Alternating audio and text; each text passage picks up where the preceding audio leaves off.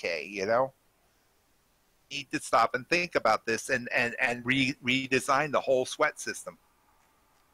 Push it all together and give the player something else, like fishing, you know? That for how many years now? I think it's since they came into this thing in 2009. What would you guys do? I actually found MindArc's financial reports are free to open up. You can actually go to their website and open up their financial reports. They're all in Swedish, but I have a friend of mine who can translate, and he told me about this, and he said, well, they've got an overhead budget right now of $300,000 for game development content. $300,000 isn't going to be enough to make new content whatsoever. It'd be barely enough to keep this game going here. So maybe the guys that are bailing out may be saying, you know, I'm going down with the ship, though.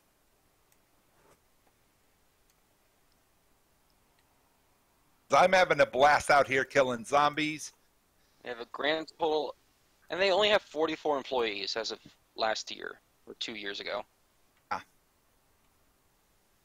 17. They only have 44 employees, and how much are they making? That's the question. Well, from the looks of it, right now, as of 2017, their profits are in the negatives. Oh. And of course, if you check go from 2009 forward to 2017. Actually, I think part of that's part of Compets as well, because they lost a lot during Compets. Yeah, that tanked badly, and in fact, on it because they figured they couldn't do the system. Of course, the people who had bought in, you know, this is like you said earlier, you know, don't moral of the story, don't buy into early access, you know. Mm-hmm. Bought into early access, and the end result was, guess what they got? They got crap. Pardon my French there, you know. What happened here, you know, some people say, oh, well, they ripped them off. No, that you bought into early access and you got nothing because of what? Of what? Because you bought in too early and you should have let them develop the game. Right? I never bought into those combat needs. I looked at this and I raised an eyebrow and I said, deal. At all. Right? I remember seeing all those. But take a look at every year. Go year by year. We'll have a little discussion on finances for this year, and I really want to see what they're going to do in 2018, 2019, and what the reports are going to look like for 2018, because that's going to be the make or break point of this game. I think next year is going to be a make or break point. I have a feeling because of the loot boxes and because of the rules and regulations that have changed recently, funny feeling they're going to be in the negative again. Donuts, and I'll bring the donuts, guys. That they're going to be, and you know, the only other way they could be in the positive is if they're cooking the books. You know. So wait, what was your name? King of God Wars? Yeah. Should I just call you King? Is that what you go by? There's apparently a different King as well. Oh, there's King SO9, and then there's King God of Wars. I call him God. Hello, God. It's me, Ben. I'll just call you King. So, how long have you been playing this game? How much money did you put in? I didn't know you get demographics before I go into this. So I've played this game for, I think it's been about 5-6 years. However, I took a very long break in between. All right, as of everyone. As far as everyone has. As far as depositing goes, I have put in about 100-ish or so. Okay, so not that bad. Yeah, not a huge amount. Yeah. I mean, the one thing that I'm still free to play as of today, and I always consider how there's no real insurance policy of any sort that the game will still be running for X amount of years. That always held me back from depositing into this game. But there's also the kind of fact of it's still a game. You Right. have paid for other games. Monthly subscriptions like World of Warcraft. Yeah. Well, that's I mean, like I've done considering my general fair now. share I of World of tend to Warcraft and stick that to sort like of free to stuff. play and stuff like that. So That's fair enough. I'm also have been a poor man gamer. right. That's what I like to call it. I mean, we're all PMGs, poor man gamers. I like to go for the free games as much as possible. But if I can get my hands on like a AAA game or something, I will gladly take that and play the shit out of it Right. for all of its money's worth. And did you buy any Moon Deeds by any chance? Probably not. I bought 10. Oh wow, you did. Okay. hmm I It's because of the fact that it's an expansion on Ark Right. Right. that I feel like it's actually going to be better than starting off as a different planet or something. Yeah. For me, I really Because- wanted to. Yeah. Well, go ahead. Because the fact is that it is an expansion of the storyline of Ark. So those who are interested in the lore of Arcadia that they have been creating will follow up on that.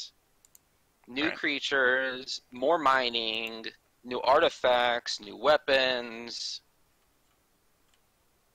I mean, that general stuff tends to get people pretty happy about it.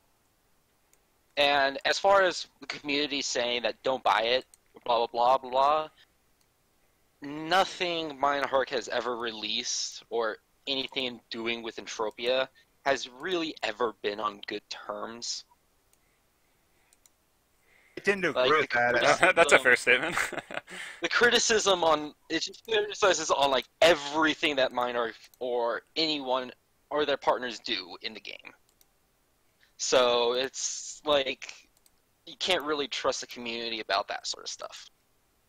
You have to go with gut feeling. If you feel like it's a good investment, invest in it now. Just keep And in mind it's an investment. Is an investment. That's what I keep saying. I shake to these guys that throw those underground land deeds out, and they say, "Oh well, this is like a stock," and it's not. It's a CD deposit that you would get at a bank. The difference between these two is that the ones here are what, $7.50 for the Arcadia Underground land deeds, maybe as much as $8, depending. But the point of the matter is, so if you sit on them long enough, you can actually make money, and you can actually use that money to reinvest into other things. I mean, I think they were slowly turning around last time I saw them, but they look pretty unstable, so it goes either way. That's my. And everything Look at becomes unstable every once in a while. That's very true. That's why it's called entropia. We're going towards entropy.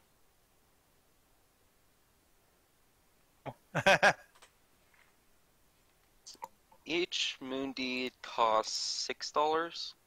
Yeah, $6 Right. investment Yeah, for each for each deed. and I got 10, and about as of right now, they're only paying about 10 peck every 2 weeks. Right. Let me see. At least the Every- underground. Yeah, about that. I like the underground land deeds because they pay out every day, literally.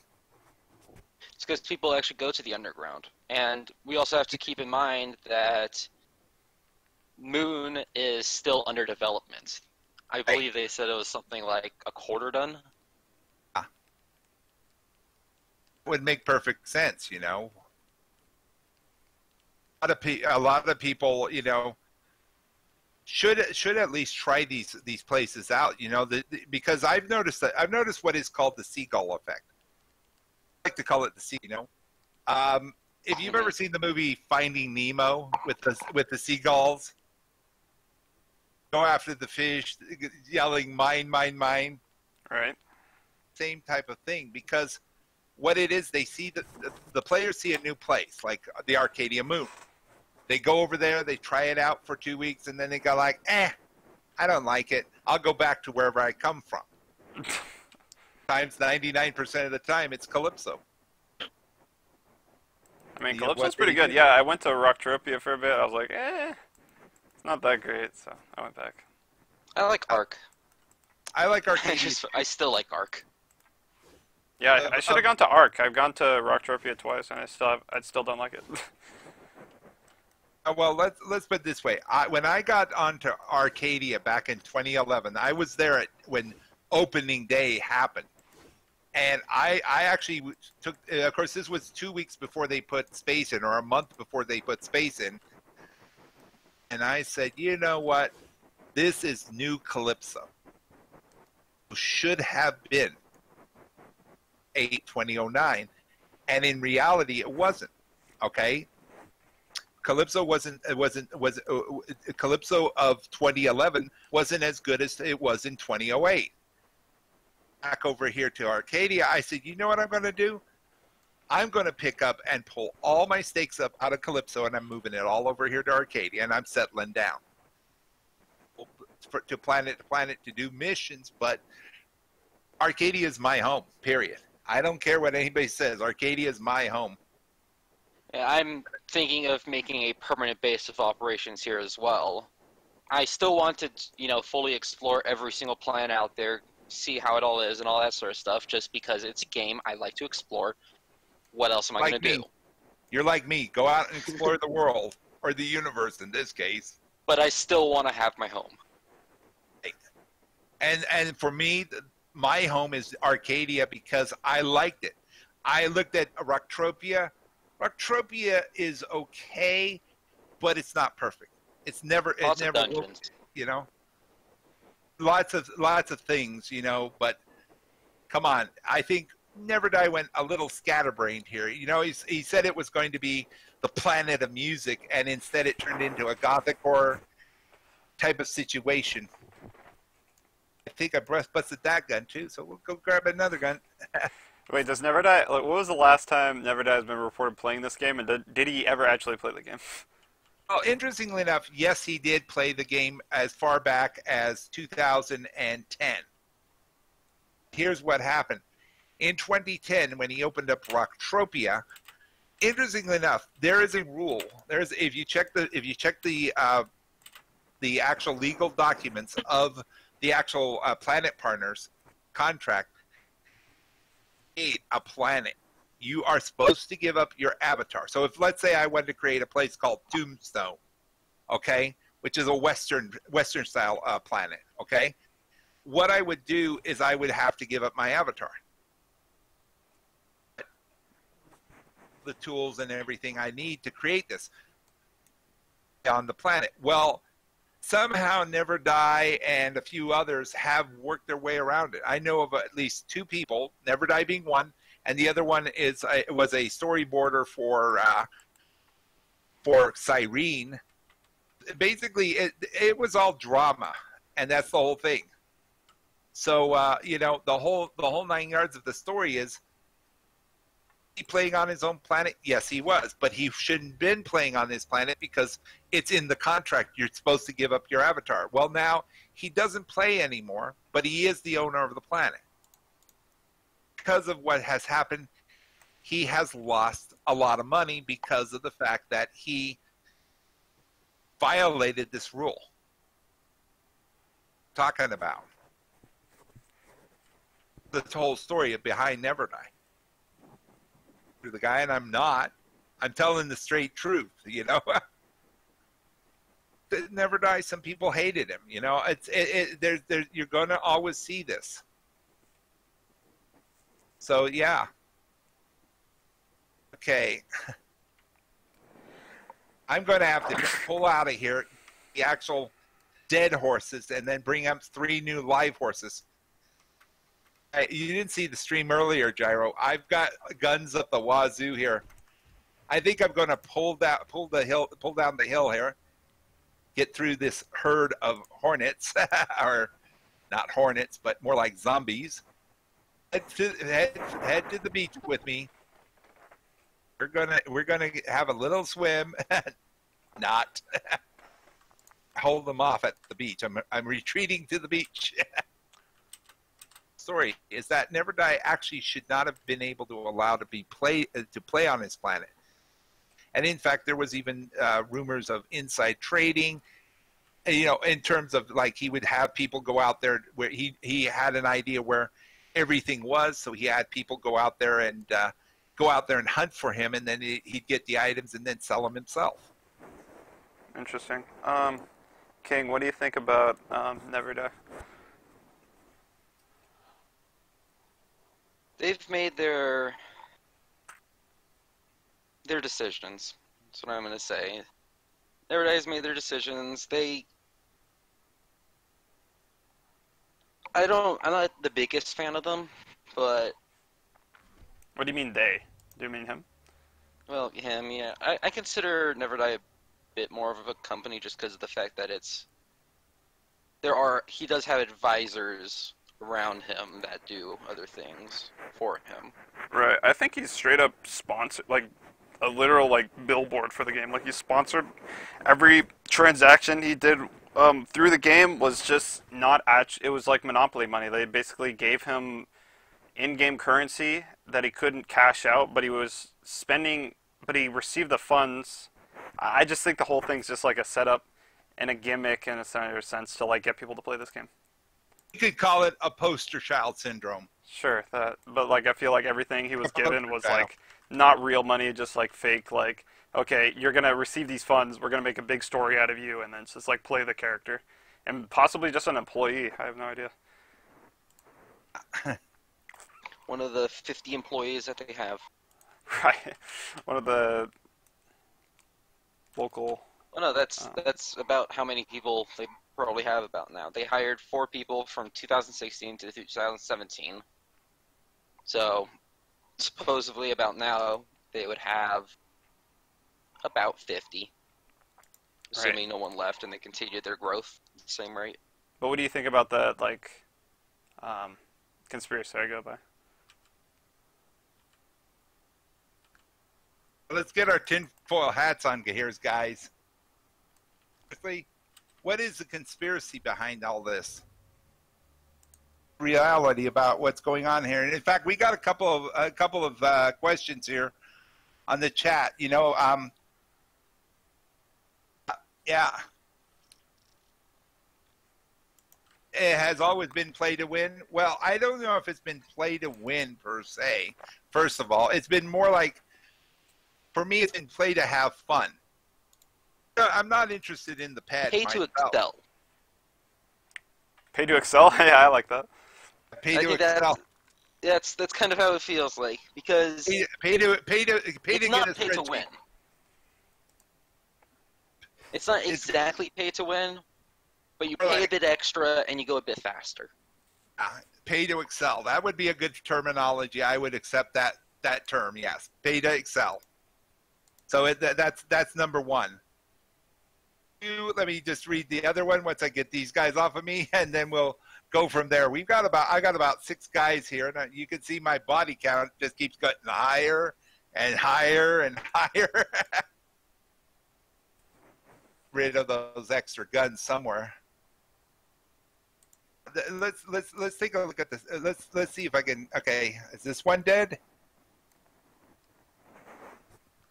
It was just what I call a gimbal lock there. Play to win. No, I don't think it is. I think you guys hit it right on the head. Play to excel.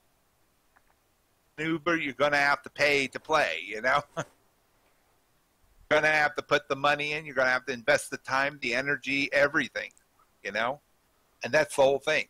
I'm not wanting to be an Uber. I just want to at least have some fun. See how far I can go before I kick the bucket, as they say. Very young, they're still vibrant. I'm 56, and I'm just pushing myself, seeing, okay, let's see how far we can carry myself with my body, you know? But then we'll ask the second question, and in fact, I don't know if you guys are reading chats there. It might make you guys both. Yeah. What was the second one, though? Because what is wrong with people that can deposit 5K USD a month? I don't see how there's a problem there. I really don't. It does make them able to move faster. They want to move faster. The matter is, this is their money. Yeah, but You know, how old is this person that's depositing? It was like a kid, right? he's more like in his 20s or possibly 30s. Oh, okay, never mind. But, you know, I mean, he's very, you know, the guy that we're talking about is very affluent. But he gets an allowance from his parents. A kid living in his parents' basement, and the end result is that, you know, he's getting an allowance every day for $5,000 a month. You know, and they're just like saying, "Go have fun, son. Go have fun." But hey, I don't mind the work at this. This is fun work. I consider this work. Saying I used to say back in 2001, I said it in 11. I said, if work is fun, it's viable. But the fun stops when it becomes too much work. And what that means is basically when you get to the point where you're stressing out, when you're doing all this other stuff. Whoa, wait a second. You know, maybe I need to rethink my priorities. Nothing wrong with a guy who wants to deposit $5K a month. There's also the flip side of that, where you've got guys who are like I said, there's a guy I know who lost $700K to $1 million. Because he's doing the stupid stuff. You know, me and God here, or King, we were talking about this. Well, was like, you know, you take a look at the Hall of Fame board for crafting, people who are just making explosives, which have no purpose except rocket launchers, which is a one commodity situation. They need to diversify that a little bit, I think. What needs to go on here? Diversify that, and that way they can that way you can actually system, you know. Yeah, I'm actually there, and I want to go back over here. So here. Gothic 0007 said, "What happened to Tulum Planet? I played the game for like 6 months, and I see the planet is empty." Well, the thing is again, I call this the seagull syndrome, and the seagull syndrome is basically this: people come over, they try the planet, they look at it, and some people get bored. They just say they come over and get the items that they need. Suddenly they say, "Okay, I've got everything I need. I'll just go back to where I come, and I'll build my empire there," which is the wrong idea. You need to build the empire right there on the planet. You need to build a business on the planet, and you need to diversify. I'm trying to make my dreams to be a multi-level, or not a multi-level, but more of a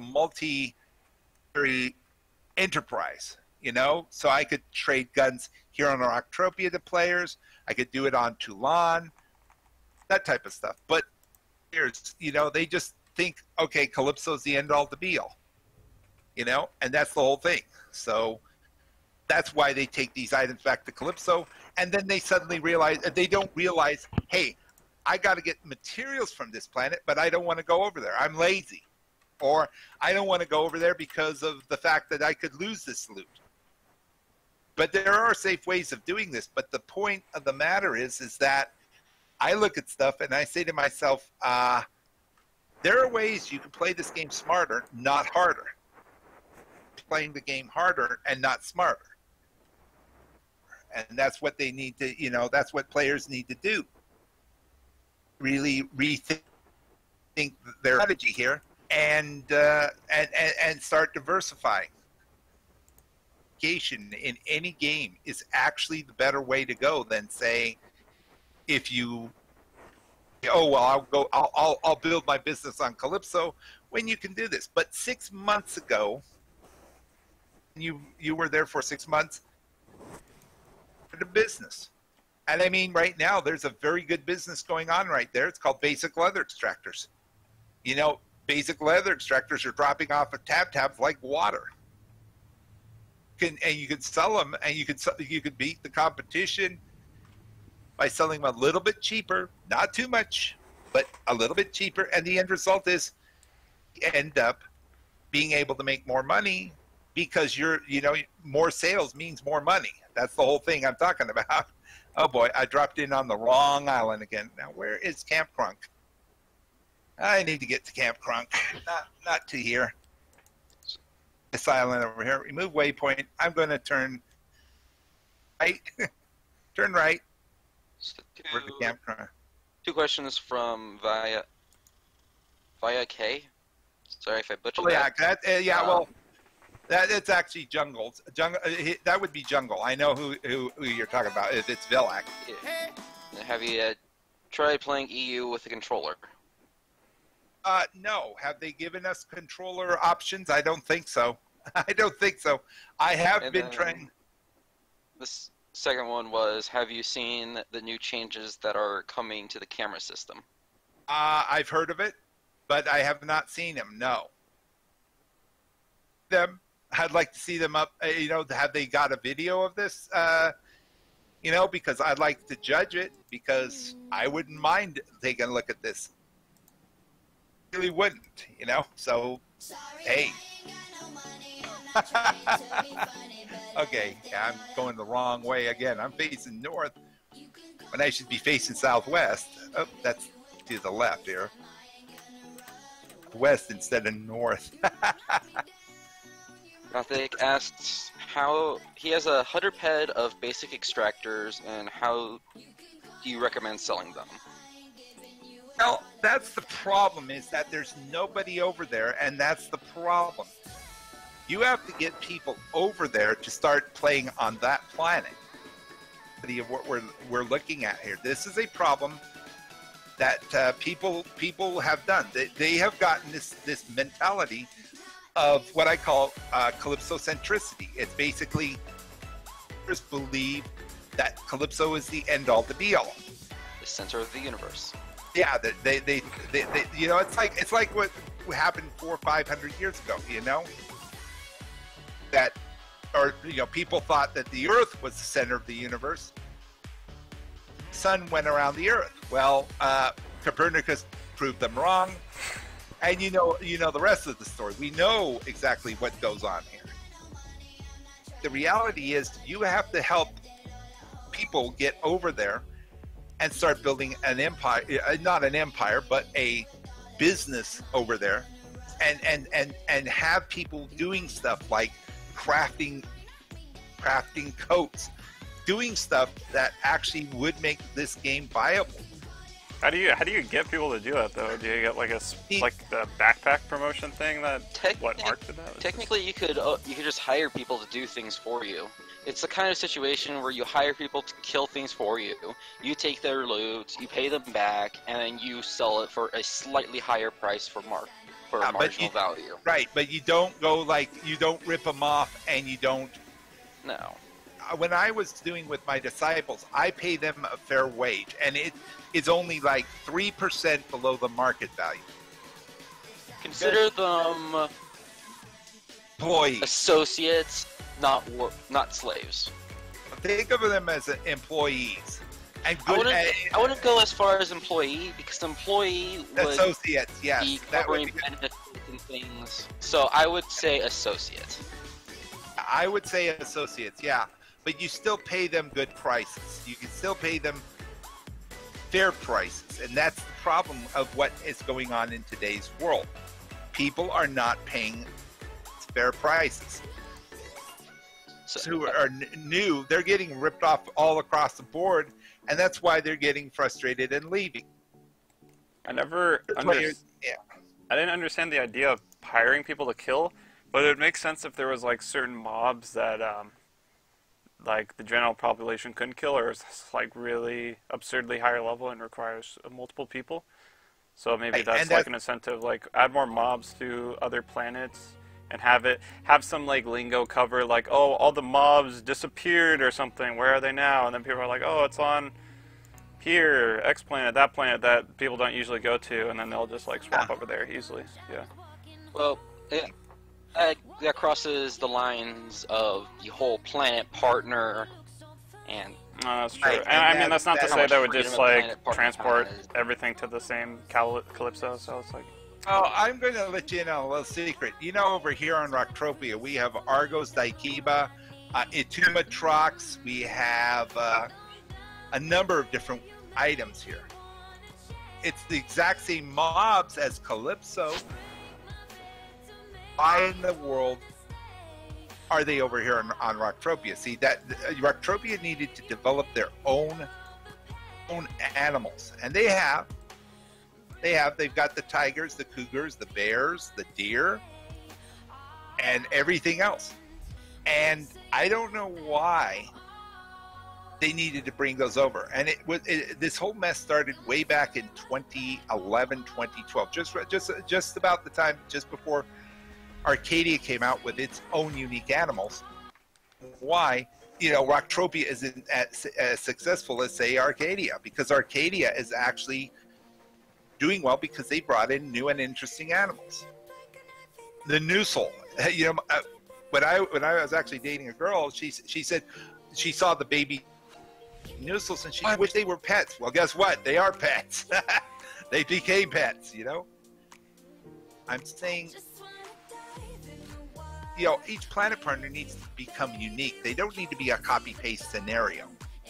The problem here is take this as a situation. Well, what happens on Planet A happens on Planet B, but everybody says, oh, well, come over to Calypso. We were actually having people shanghaied over from Arcadia back to Calypso because of the fact that these quote-unquote associates were being hauled over to Calypso so that the people who were hiring them, the landings, there. That's the real reason why people got shanghaied off of Arcadia. There were people who wanted to stay on Arcadia, and they're going like, no, Calypso's better over here. It's really a situation where the ability to make choice. They could say to these guys, nah, I don't want to go. Because they think that the planet isn't that great. People convince them and they seduce them. And I'm going to use the word seduce. Yes, I'm going to use the word seduce. Please say, okay, well,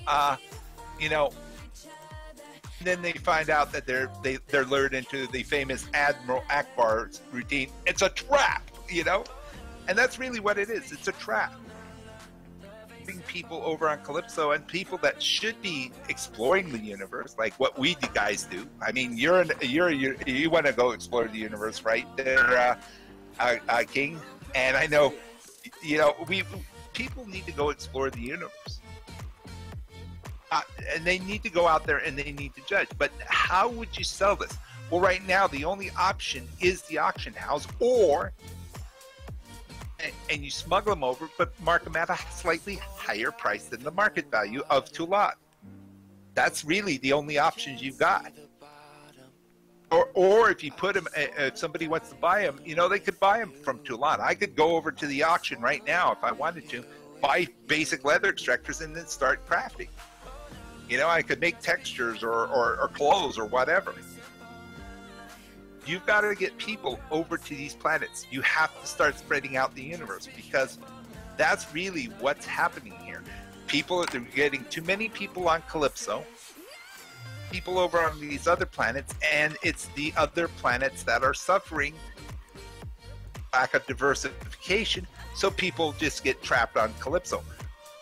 I think, like I said, the ideas what you and I came up with, King, like the one-way ticket off the planet, would be a good idea. Or a while ago we were talking about the interplanetary subway sort of thing, where subway would travel from planet to planet at the cost of a fairly high price, but it would be a safe travel from planet to planet. Right. But see, there was something that was funny, okay? And this is where it gets hilarious, because I'm going to tell you, this is a true story. This actually happened. The day Rocktropia opened up, okay, we did not have space. I will be honest, space had not even been developed yet. It didn't get developed until June 22nd, 2011. Look it up. It's there. But here's the thing. Wanted to experience a new experience over on Rocktropia. So Mindark, in their infinite wisdom, had set up a teleporter. You could go back and forth, but you had to pay a fee. it was 40 ped, $4. All of a sudden, started whining about it. Pay the $4. I don't want to go over here because of the fact that it's too expensive to go over there. Well, there was a reason why they charged that $4. That was going to the mothership owners, because these were guys that had sunk $10,000 for a hangar, for a shuttle. This was back in 2008. This is the truth. This is the truth.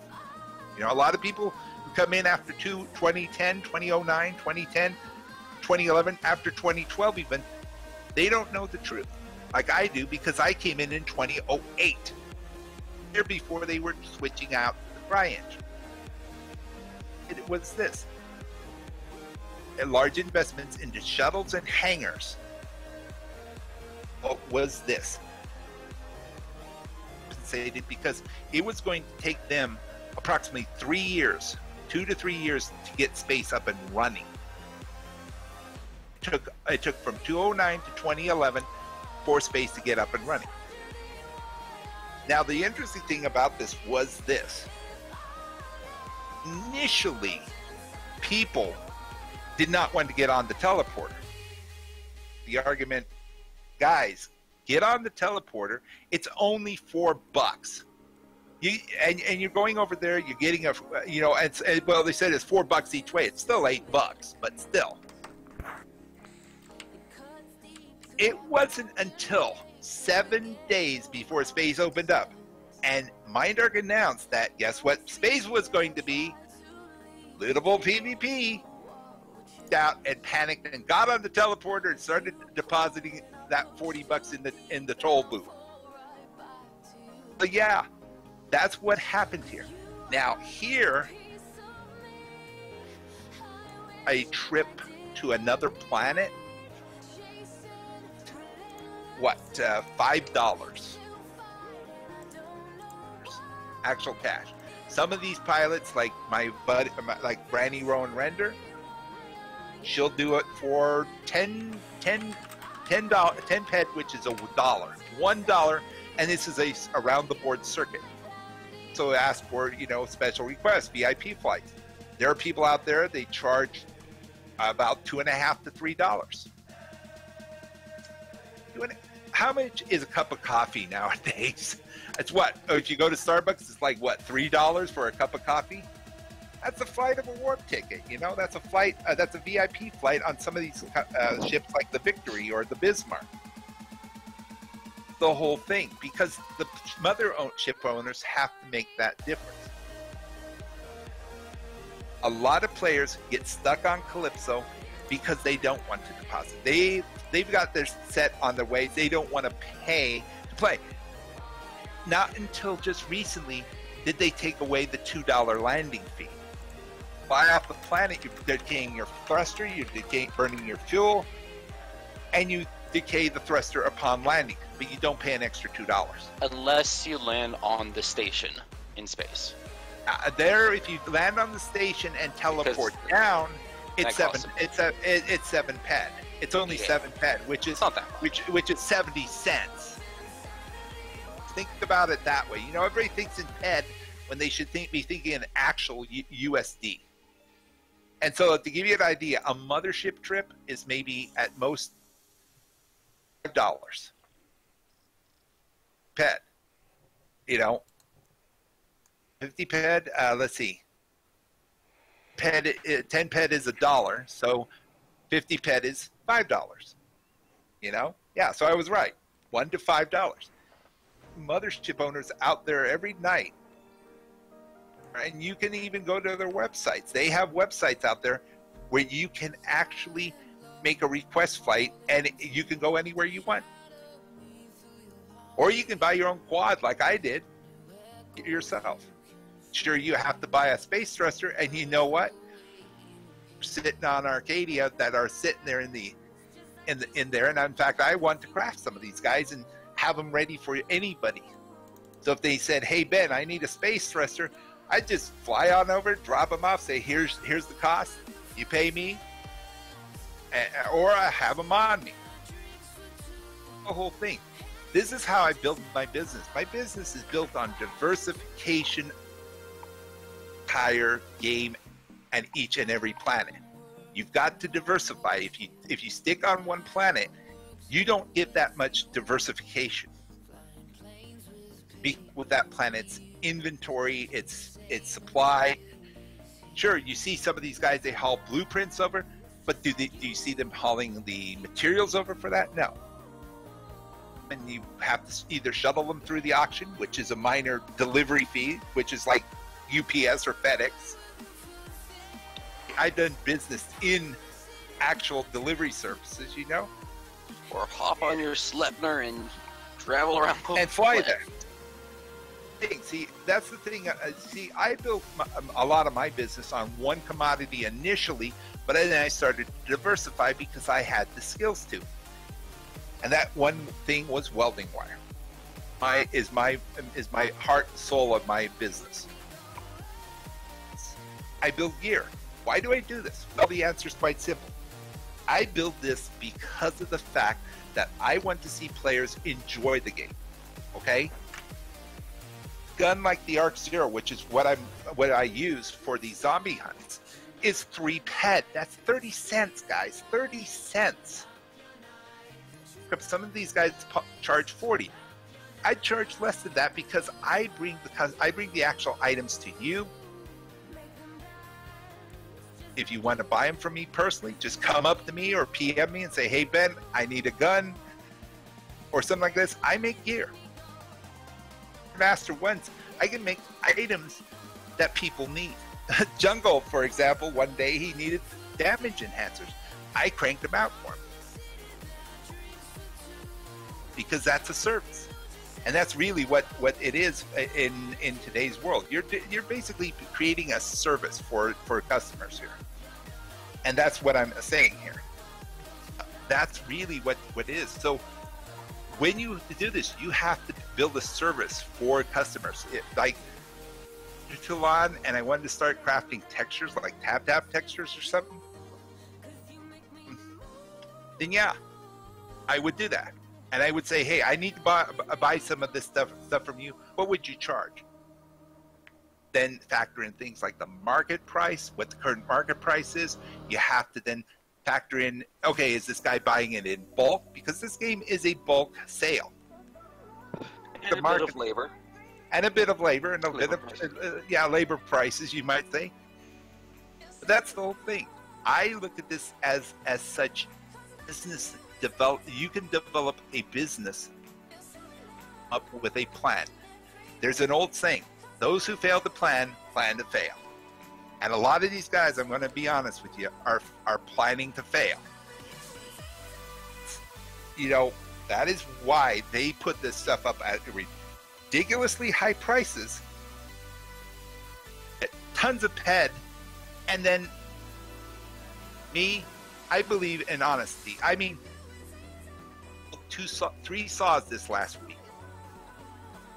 Me was $4.20, or the person who paid me those saws were $4.20. 2 of them were full. I had a third one, which I had been using, which was a partial. Can you crank me out some more? I said, sure. I've got the blueprints. I've got the time. So, hey, I did it. Whole freaking Charmin market just to make the batteries. That's a service. I'm making gear for players. Saying here, so that's the truth of the story. I'm making a business here out of this game. Oh, you make your money in a game is you think of it as a business. You don't think of it as it's a get rich quick. You know, I want to make 1 million ped in a week.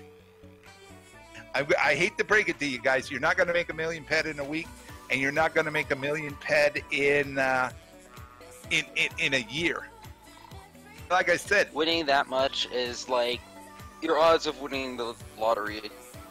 Your odds of winning. That's about the same odds. Yeah, if not less. You know, I mean, these guys that get the 4,000. You know, take a look at the crafting. What's the highest one today? I mean, I'll give you an idea what that is in actual cash. That way you explosive. Yeah, and what is the highest amount? 9,300 ped. It's only $900. That's only $900, guys.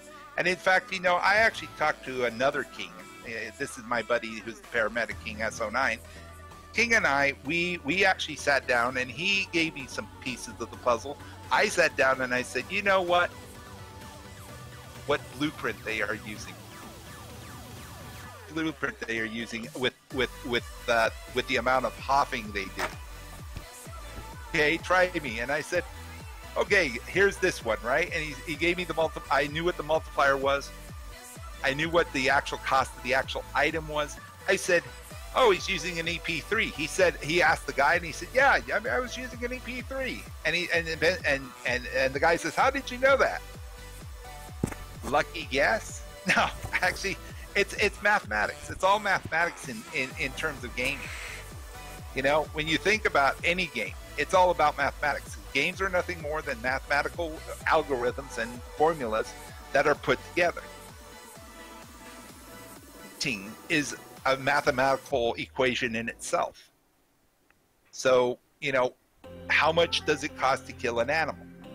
You and I, King, tonight we were talking about, you know, we were talking about Karabakh earlier this evening about cost. You know, I say that if you want to get some good loot, you really want to put it within a certain specific number of shots.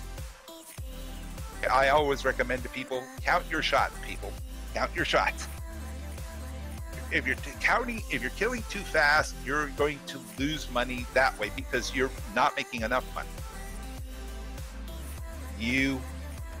If you take too long, you will lose money that way too. So there you go. It's a specific number of shots. You got to kill it within like a specific time frame or specific number of shots. That's how I see it. Thing does not want to spawn. HP regen and all that sort of stuff. They don't even factor in things like regen. I factored in the regen. I factor in things like regen. I factor in things like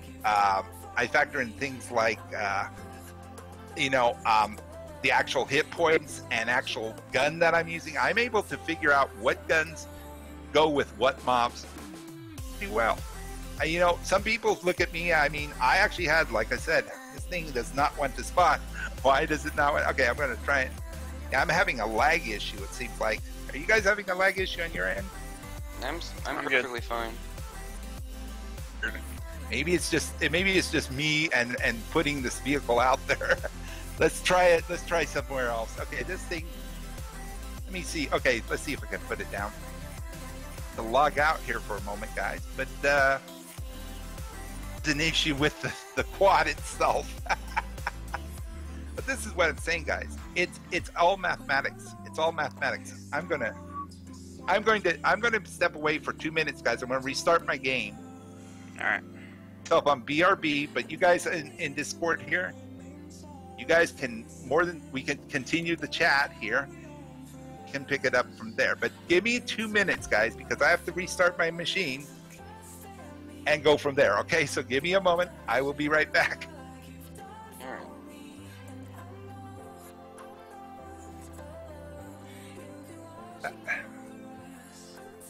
That was weird that was doing that.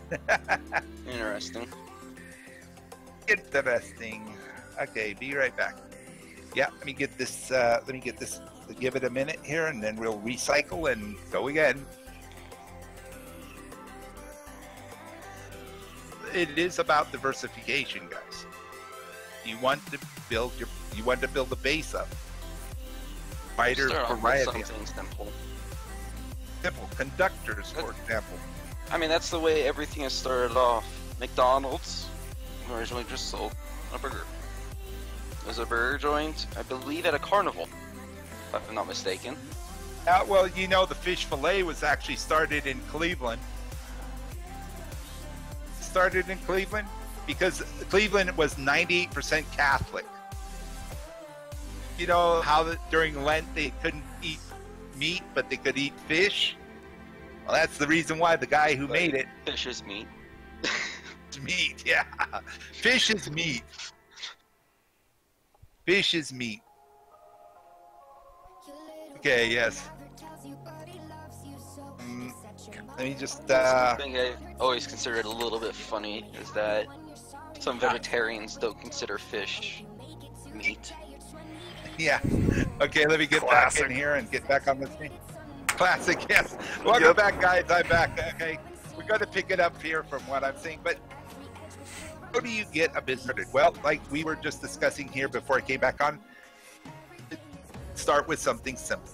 For me, it was welding wire because it's only 12 cents a click. I would recommend for some players to make it something cheap. Some people say, oh, go do basic filters. Some say, oh, well, that. I say textures. For Gothic, it could just be extractors. I think it could be just build extractors, you know? That's the whole thing. But you don't want to, diversify initially, but you do want to over time.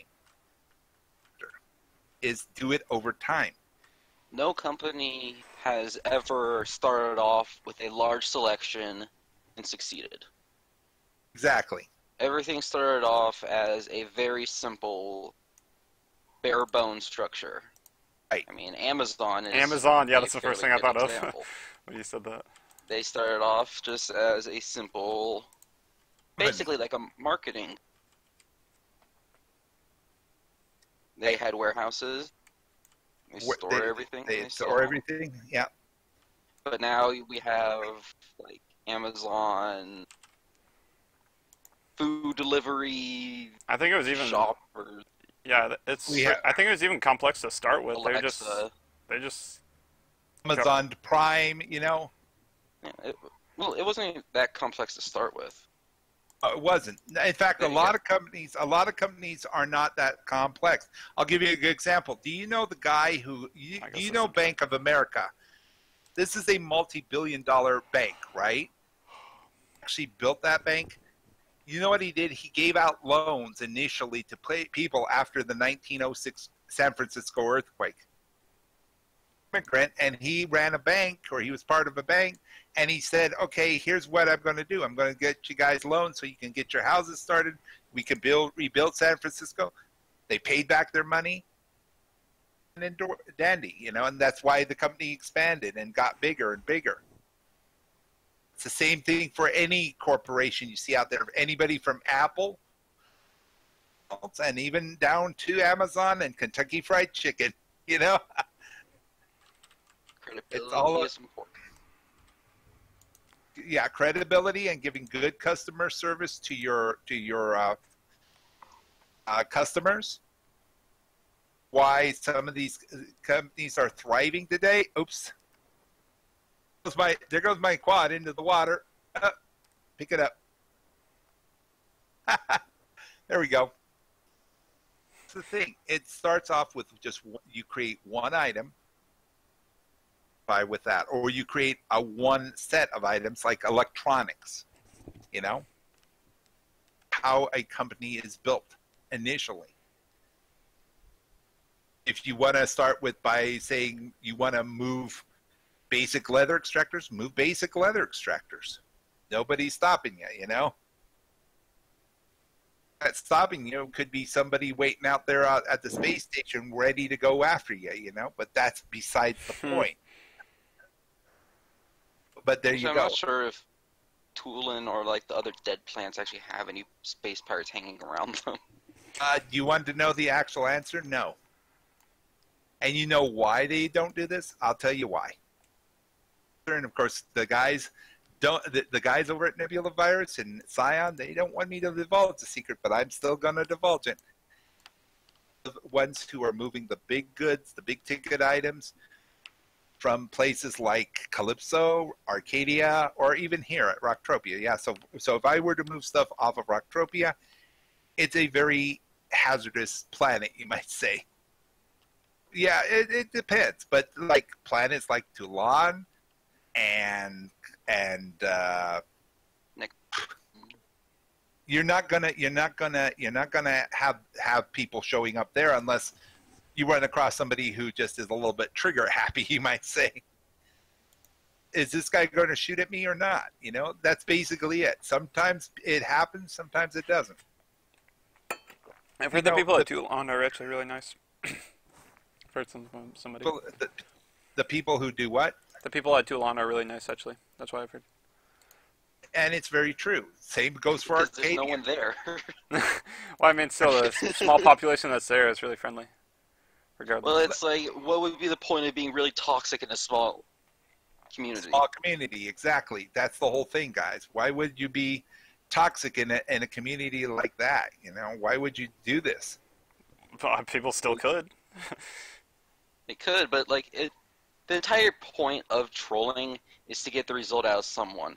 If there's not many people to get the result out of, there's no point in trolling. But wait, your statement was someone. It could just be one person. They could still get a sensation out of that. They could still get it, but it's not the same. Yeah, I'll get yeah, and in fact, you know, I actually had run into an experience like that 2011 with my girlfriend. She basically got killed by Oros because some guy mob trained him. Guess what happened? I was gonna die. No, I had my pistol out. I was killing everything. And then when it was so funny because I killed everything, and I said, "Hey, why don't you go back for more? You might bring me in the global." Stopped right there, dead in his tracks, and logged off immediately. Got trolled. Sure, my girlfriend was upset, but hey, I told her, just relax, blow it off. And that's all we did. And I said, look, skills up, so go sweat some more, you know. And that's really what it is. It's yeah, there's going to be, but the people over in Toulon are nice. You know, if you can find somebody over on Next Island, or if you can start a business or you know, a community over there, I mean, build the community. And we could The have problem a is trade from ARC over there. yeah, and of course, like I said, there are people out here like myself who are traders. We trade. I'm a businessman and a trader. What I mean by trader is I trade with people and I give them fair prices. I leave a lot of people happy. Why do you think my friend list is over 22 pages long? 15 to 20 people on each page. Right there. I mean, that's the funny thing. It's all about, you know, it's all about who do you meet, and this. In fact, just before I stopped in, we had a guy come on, and he actually, you know, would be telling these guys, look, you got to socialize. You got to get out there and you got to be, you know, to be antisocial either. That's the other thing that a lot of people tend to be, and that's where toxic players get into trouble, you know. You know, that type of way. They tend to be that nobody wants to talk to them. And like I said, I had a player one time, he got 90% of the community pissed off at him, and then he says, well, why are they saying this to me? And then finally he did something wrong and he got banned because somebody in the community told this person, hey, this guy's abusing you, report him, you know. That's the whole situation. So you want to be social, you want to be friendly. That's why people over in Toulon are friendly. That's why Arcadians are friendly. You look, but of course, we had a guy last night, like I said, if you watched the stream from last night, we had a guy out there, you know, there's rules of etiquette. An oil rig, you don't drive vehicles around. That's a good way to get mobs. You walk around or you run around, but you don't do this, right? Hoverpod. Well, the guy told him, hey, don't do this. And he basically told the guy to F off. Well, the guy got mad and he said, I had accidentally shot the guy and he got angry at me. He said, why did you shoot me? I said, hey, I didn't know. I'm legally blind on here. And he then explained the situation to me, communicated with me, and I said, okay, we'll go out there. You can shoot the vehicle and I'll shoot the guy. And I did it 3 times. And did I feel guilty? No, because he should have been following the rules. And he was swearing in Russian. And me and Gyro, you remember that, Gyro? You translated for me. And I'm going like, I don't care. If he wants to be killed 1,000,000 times, I'll go get some real PvPers, and then he'll be begging them to stop. And some of the real PvPers are I mean, Brutal. yeah, but there are some guys out there that are really, really nice, but you don't want to get on their bad side. I mean, really don't. But then, after I talked to the guy that I had accidentally shot, he forgave me. He said, I told him about what was going on over here at Rocktropia. I said, look, you can make more money over here with Rocktropia because there's this oil rig that you can go out to. The only thing you have to worry about are other players who aren't going to shoot at you, but rather who are going to try to get the oil as well. But you also have to watch out for the wolves. Yeah, in a nutshell. It was basically, in a nutshell, that type of situation. He said, let's go, So he came out here, and sure enough, he's over there hunt the thing right now, making a small fortune doing this stuff.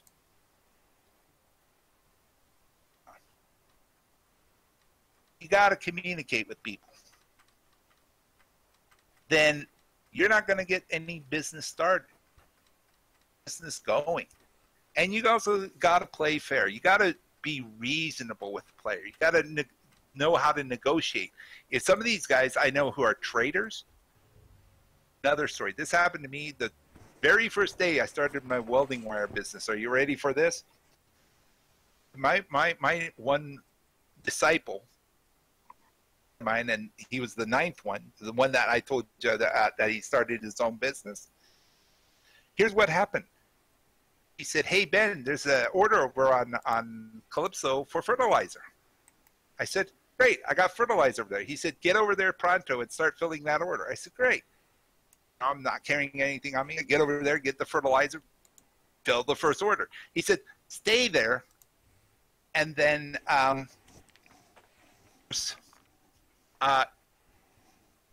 molecules. I thought about it for a second and said, wait a second, I've got so much dung over there.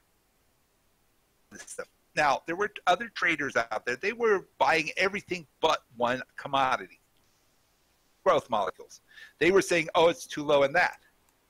There, and I was giving these guys 100.2%, which was the market value. The actual market value was 102.82. So they were only losing 0.82% of their actual T value, or their actual market value. Of a penny, or fractions of a peck. The end result was, here's what happened. I had 5 sales within 5 minutes. I had guys who had growth molecules, and they said, boys, and I said, they throw up a trade window. I do that. I say, hang on, give me a second to calculate it, threw the exact amount in for them, and then say, hey, that's great, thanks, Ben. I said, put me on your friends list. Happened, and after 10 minutes, a lot of these guys who were traders, who were buying the other ores and matters, they were mad at me, and they said, Ben, why are you buying up all the growth molecules? I said, I have my reasons. We'll buy them from him. And I said, well, I don't think you can compete with my prices unless you pay market value. They shut up at that point and just shook their heads. And it's like, yeah, we don't want to mess with Ben. That's the whole thing. Playing fair, and you got to start being reasonable with players. A lot of these guys, they aren't reasonable. Resellers are the worst of the worst. Sure, we do need resellers in here so they can make their little profit and keep going. But a lot of these guys, some of these guys actually do rip you off. I'd like to have a reseller come in here and say, why do you do this? Why do you mark it up so high that nobody can afford to buy it? And then why do you rip the guy off at the other end, hard work for you, and then you screw him over? Because this game's a real cash economy. Exactly, and that's basically it. That's it in a nutshell. It is, but like I said, diversify. Start off small, diversify. And then, of course, build a clientele base, you might say. We're talking about here. That's all you have to do. It's like building a franchise, like building McDonald's or Kentucky Fried Chicken or an Amazon, And there you go. That's how you do it. It ain't built in a day. It is not built in a day. I've been in this game 11 years. I didn't start building my empire until just 6 years ago. Still going at it. I'm still going to have fun doing it. Every day, guys. It's a challenge. If people want guns, hey, I'll deliver them. You want to see something that's funny? 3 more guns tonight. Now, the thing is, I basically pointed out this way. Oh, here, I'll show you what I'm talking about. You need a gun for me? And you'll die laughing when you see this. Scroll down, scroll down, scroll down. Here, this is what I got in inventory right now. What I got? I've got 3 set up right now on the hot tab. These first 3 are basically going to be used. Now, if nobody buys guns from me, used. Now, who gets the skill? You get the skill? What about you, King? Or about you, Gyro? Do you guys get the skill because you don't buy from me? Keep the skills and I get to use them. They're mine because I created them. You want a quality gun? I'm giving you the best bang for your buck. And that's all I have to say about that, guys. Anything else? Because I'm ready to go back to work. I got zombies to kill tonight. In fact, where am I at on this mission right now? Well, I'm actually over 2,300. Time to go to 24 and 25. I think my goal is 2,500 tonight. Quarter of the mission done, and then we can call it a night. Chat about the game itself, and people ask questions. Please do. Questions, you won't get answers. Viac asked, do you have a selling thread? I have a selling thread. No, I do not. But I can make one if need be. And in fact, I can even sit down and sit down with people and negotiate. You know, I'm a person who negotiates. You know, I have a large supply of everything. Now, if you need like a blueprint or something, need item, please do contact me because I do have these items scattered across the universe. I'm going to be moving gear across the board here pretty soon. And it's gear. It's not lootable stuff. It's not. I'm not going to be moving stuff like ores and end matters and lootables. It is actual gear that I'm creating. Gun, buy from me. That actually are overpricing a gun. Come to me and I'll give you a good price and save you a few peck. So there you go. But if you want me to bring out a list, see the list. I really don't think anybody wants to see my list. I think I have in inventory right now. How many items do you think? Take a wild guess, guys. I've seen your damn texture vault. Yeah, you've seen that damn texture vault, right? Yeah, the one that has like stacks upon stacks of different textures. Or stacks, yeah, and that's what I'm saying. And now, if you want to, hey, if you want to sell to me some basic leather extractors, you know, there you go. Get them over to Arcadia. We'll start cranking, and then we got to figure out how to do this. Well, there is another way. Clothes. Clothes, too. Yeah, I do a lot of stuff, guys. You want to make people look unique? Clothes, you know? I mean, that's what makes a person unique in this game. Why do you think I wear... You've never seen me without the armor on, but I am wearing a pair of pants,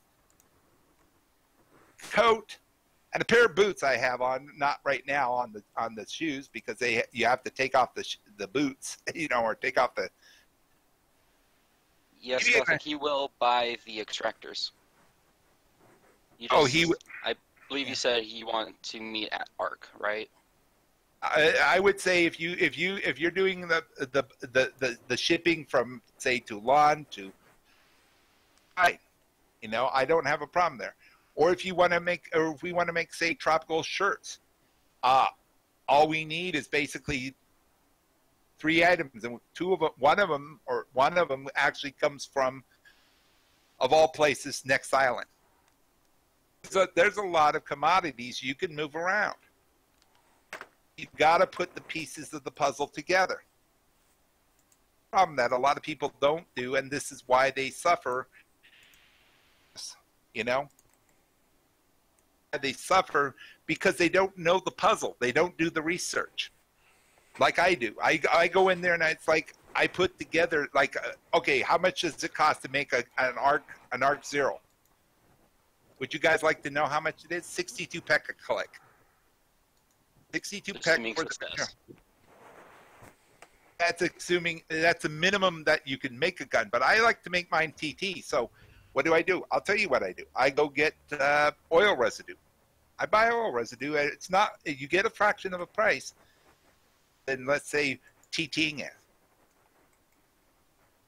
That commodity can go into making a gun. Yeah, an Arc Zero can be crafted with oil residue. And good evening and welcome to the stream. And thank you for following. So a few questions. Gothic asked, can I still use the extractors? Then what about the auction house? I'll put it cheap.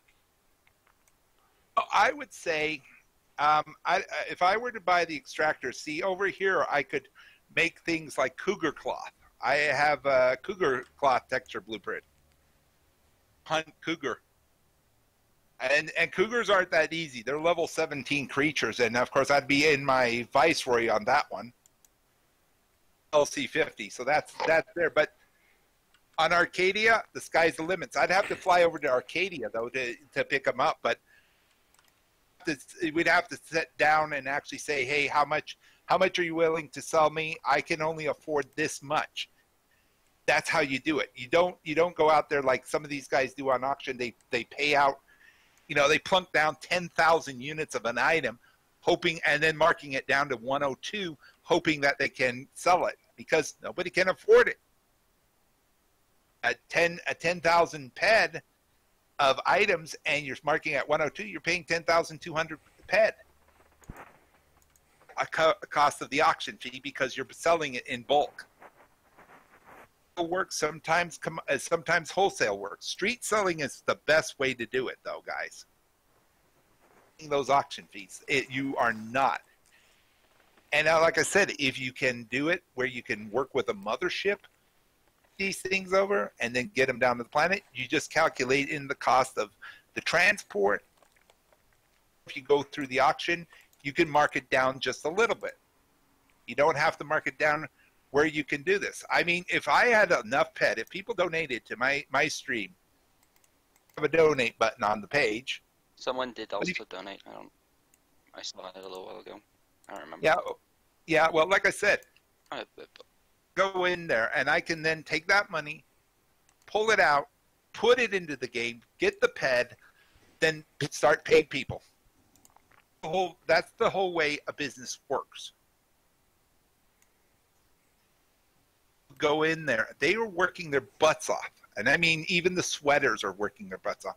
There were guys, when they were doing those explosives, you know, the explosives that started back in 2014, a lot of guys were doing explosives. I was building gear. I was building textures. I was building everything. Useful stuff. And stuff that actually makes a person look unique, feel special. That's the type of thing. I mean, I built for a young lady a set of flame pattern pants and shirts, and I did it up in a specific texture because I could do it. Was that when she got this, everybody looked at her and said, "Hey, that's a great set. Who did that for you?" And she dropped my name. Next thing you know, I had a guy who wanted me to do one in Tiarak and Hornet, a black and yellow. I have a friend of mine. See, that's what I'm saying. Also, I do have friends who can do textures, like my buddy James Bo Clayton, who's a beautician. But he pays you back the item if you bring the item to him and say, "Hey, make this clothes look the way it is." In fact, like I said, I think I should really. That I don't like the zombies. I'm starting to get a little bit tired of them. Uh-oh, I hear an AI coming. Why do you guys do this to me?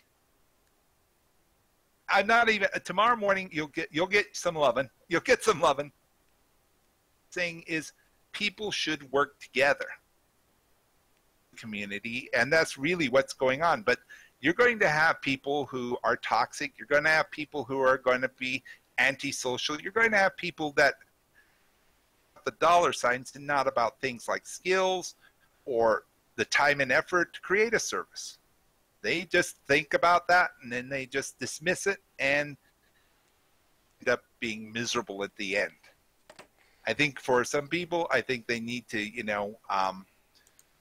priorities. That's what I just have to say about that. Rethink your priorities, kids. What? Let me, I'll tell you what, you know what? Maybe going back to ARC might be a good idea for me. What do you think, guys? What do you think, King? Go back to ARC in that? In what? Because I could craft out and we could start negotiating that doggone basic leather through the auction. I mean, fine. Take me about an hour to get there, but or we could do it through the auction here, and I could stockpile them here on Calypso, on Rocktropia. Then when I get one of my ship owners to come through, then it's like, yeah, we can move these safely. Whole thing, because I wouldn't be streaming when I move these things, and sometimes I move things in the weirdest hours of the day. Like the time I moved in Cappy Walsh, we actually did a crazy stunt. It's opened up in Cappy. They had a shortage over on Calypso of thyroid oil. Crafters over there were screaming for it, and they wanted 110. They were paying 110% over on Arcadia, and the price was 102. 102 selling to the guys on Calypso at 110. Problem. We had a lootable PvP zone between us and Calypso. Answer, quite simple. Everybody was asleep. That could have looted us was asleep. We actually worked out a plan on the ground before we actually hit the skies. We actually said, okay, this is the contingency plan. Plans in place. And we actually got through. We didn't even run into a single person. Our rendezvous point. Because I feel like I have something, a legitimate thing that I want to express about this. Okay, I don't know what that was, and I don't want to be, I want to handle this, politically. Okay, now we've got Tess Holiday, and she's featured on the cover of Cosmopolitan. She's a plus-size model. Plainly, you can see that. It's extremely plain to see. Mm-hmm. God. And so this whole thing about, like, they're trying to normalize and say, like, hey, you don't have to be in shape or a supermodel, right, to be on the cover of Cosmopolitan, or to be an object of beauty and admiration, right? It's like a healthy at every size kind of thing. Yeah. And when I saw this, I was like, if you're going to criticize magazines for putting anorexic girls on the cover, which promotes an unhealthy lifestyle. That's ironic because I'm eating fucking I don't cake. see that this is any different. When you put a morbidly obese person on a magazine and glorify it, that's just as unhealthy as That's just as anorexia. bad, yeah. I agree. I mean, I'm not saying she's not beautiful or that someone would not be attracted to her, but, like, I don't understand this But her argument is good. It's fair. Somebody is fit and attractive and works super hard on their health and their fitness. That's good. By the way, I have so much respect for people that actually maintain their physical body, because rich or poor or whoever you are, you have to put in the work. There's no shortcuts. There's no workaround. Whoever you are, from the king to the peasant, if you want that body, it takes raw work and dedication. The people who are on top get it a lot easier because they have, like, trainers and stuff like that. Now, this does not require that. There's nothing in my mind commendable. There's nothing in my, and I'm not. Got a little old of it. All right, let's listen to what they have to say now. But like I said, laugh about the time they sold off Crystal Palace.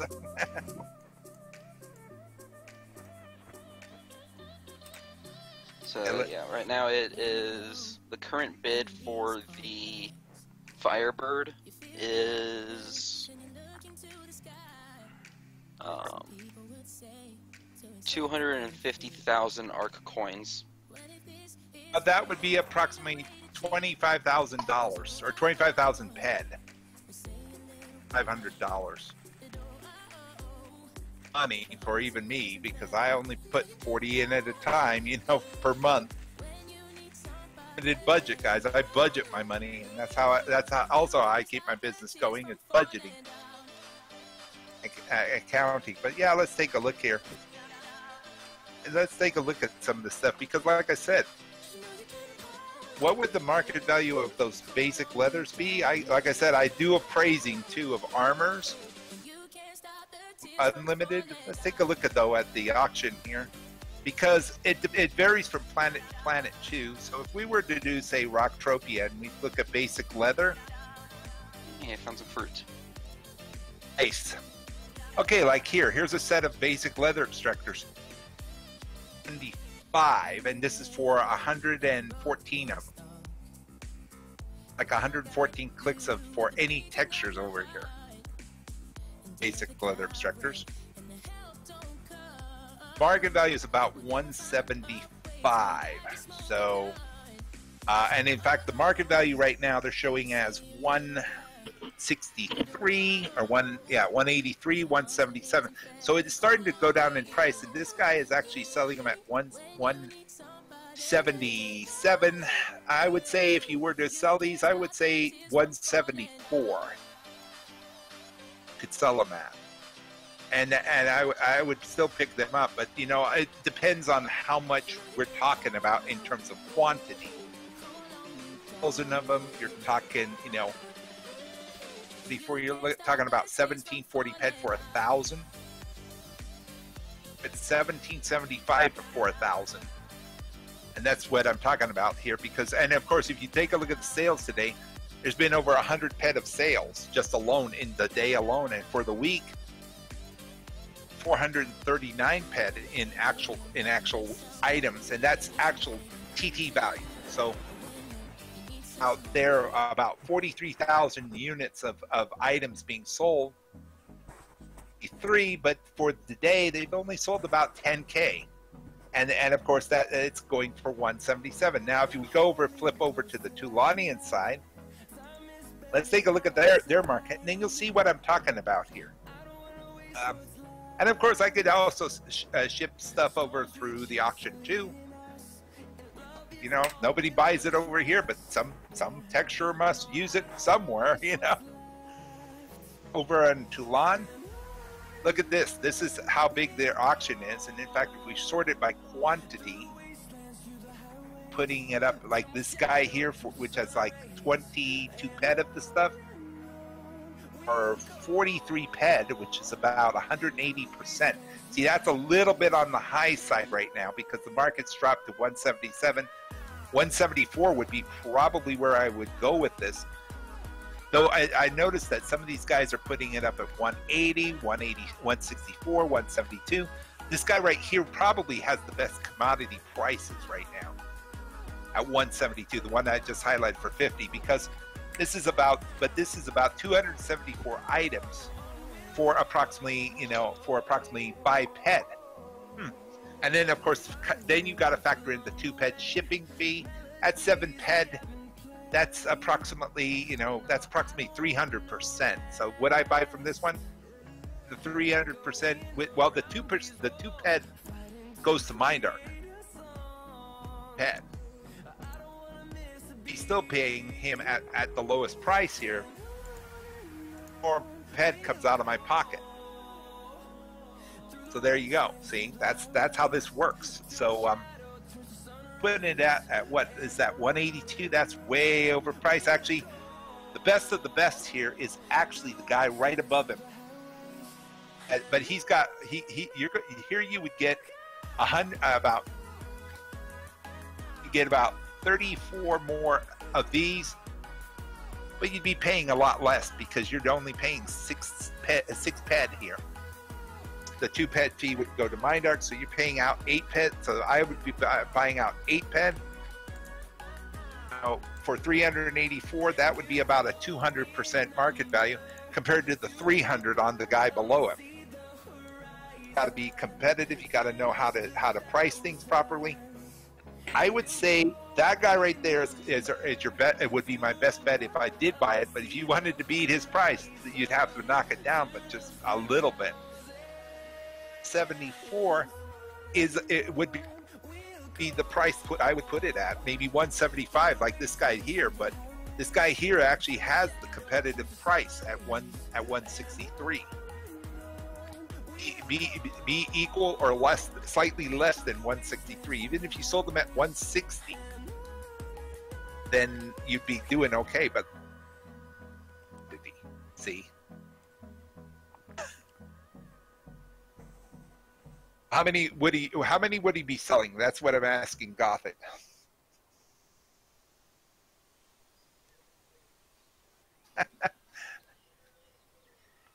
Window here while we're waiting.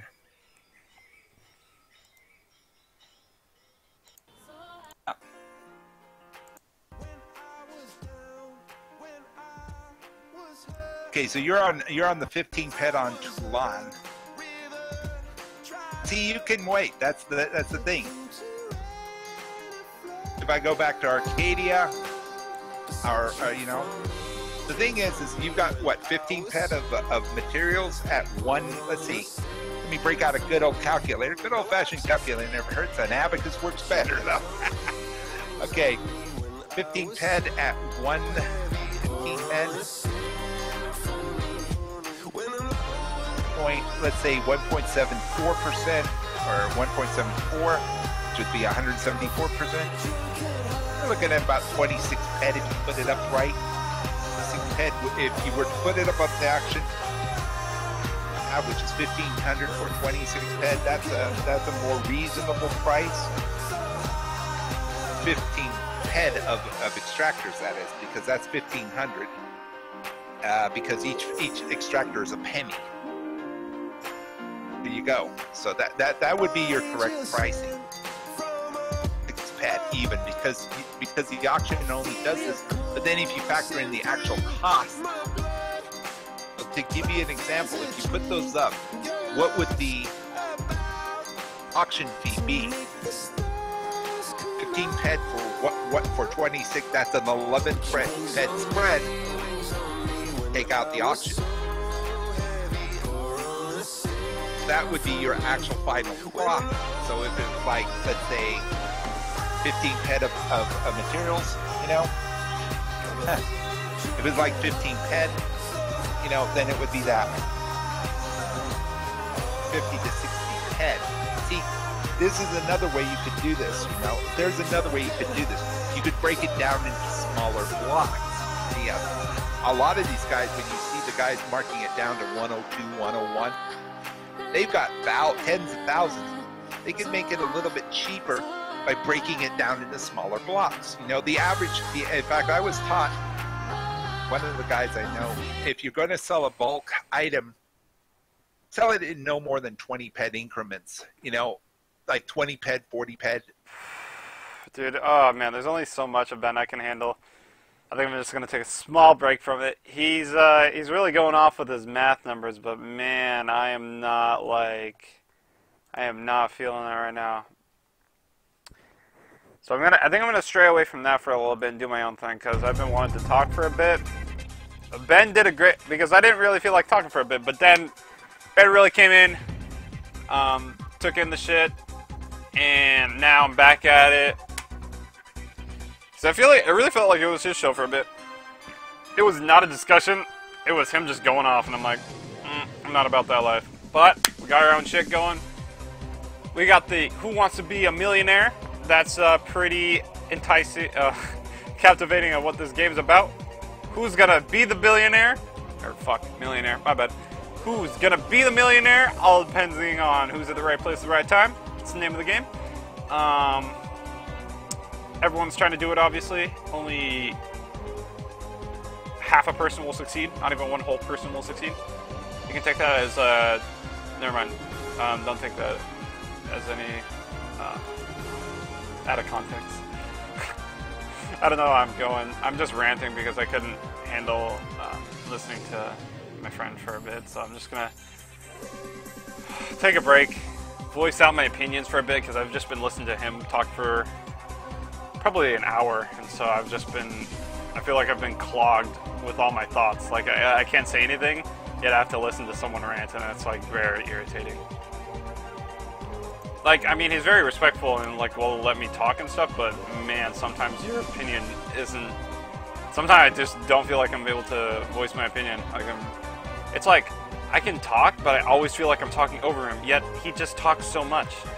That's my difficulty with Ben, but other than that, he's very smart in the sense that he knows a lot of what's going on in this game, the ins and outs. But I also feel like this is a very simplistic game that he's sort of trying to overcomplicate. So that's just my opinion.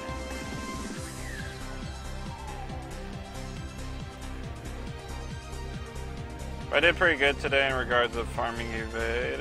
Don't give that one. Nice. I got a bit of evade farm today, so that's good.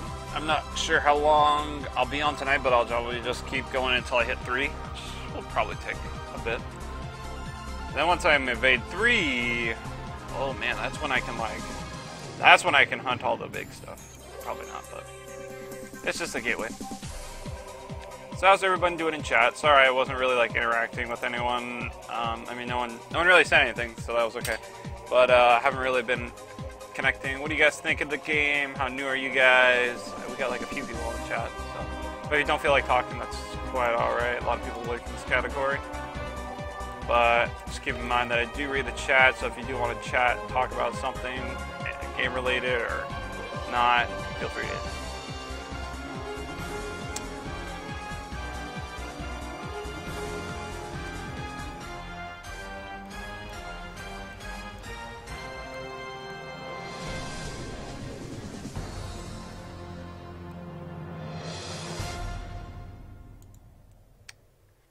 Alright, new song.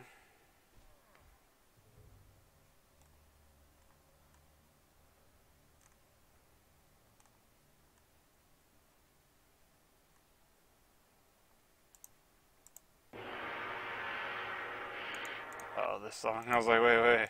Have I heard this song? Like, yes, I have. Let's see.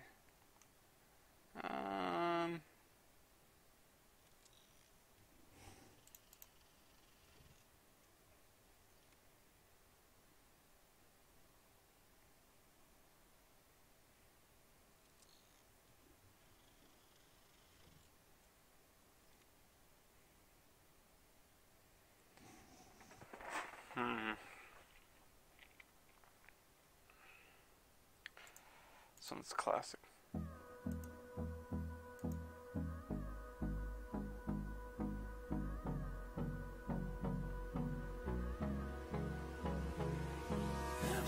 No way everyone left because I left Ben's stream. Is that real? No way! What?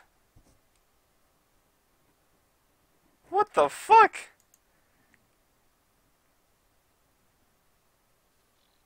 Whatever.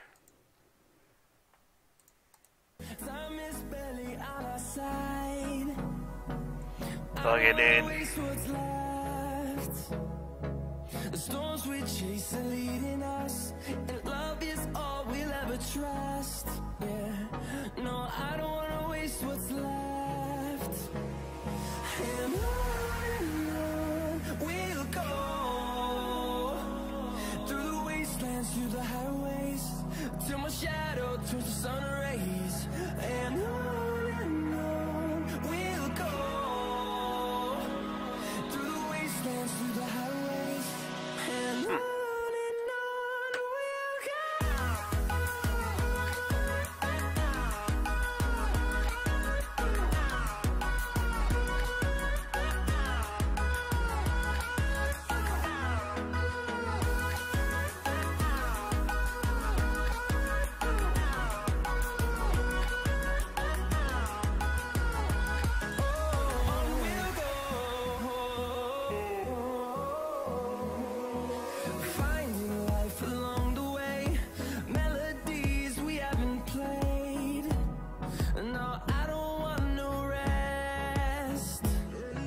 Oh, it's like a shit ton of fun. Around these walls, fighting to create a song.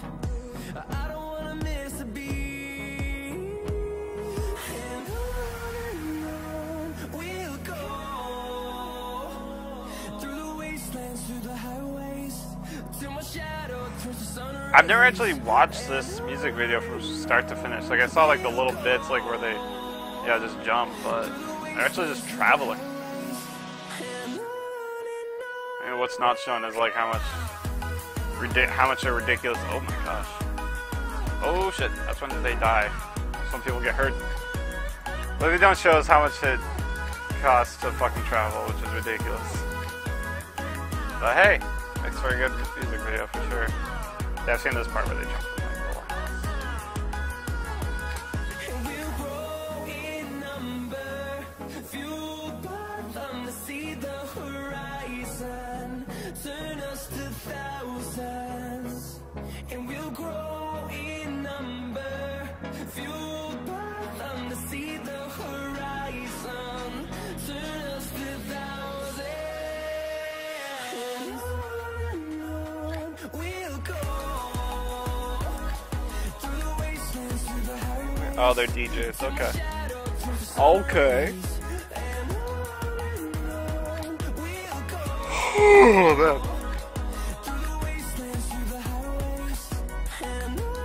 Concerts are a lot of fun. Yet I haven't been to one in years.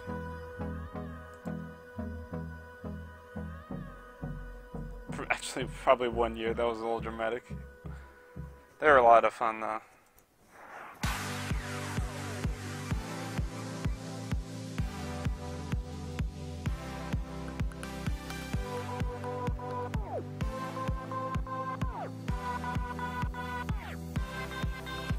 I'm falling to pieces, but I need this, yeah, I need this. You're my fault, my weakness. When did you turn so cold?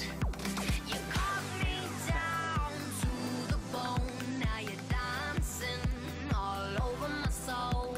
I'm falling to pieces, to pieces, to pieces. But I still I guess like the title seems good. Like, oh man, they're discussing the current state of the game. So I guess we're trying to do that, not doing that anymore. Farming, evade, and talking, and jam.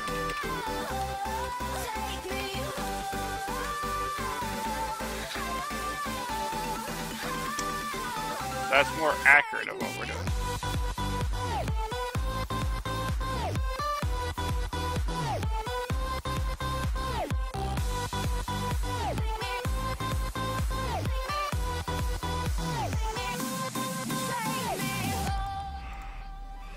Oh man. circles, here we go, with the highest highs and the lowest lows. But no one shakes me like you do. My best mistake was you. And you're my sweet affliction, 'cause you're The sad part is realizing like, hey, do they know? nice. I bet they don't know I left. I guess all that. A rhapsody for you and me. And every I like this one, too. melody is timeless. Life was stringing me along. Then you came and you cut me loose. Was solo singing on my own. Now I can't find a key without you. And now your song is on repeat. And I'm dancing on to your heartbeat. And when you're gone, I'm feeling complete. The Super Bowl's like tomorrow. I kind of like don't want to watch it. I guess I'd be one of those people that's like, oh, I don't know. I don't know. I never really saw it. I'm never super big in like football.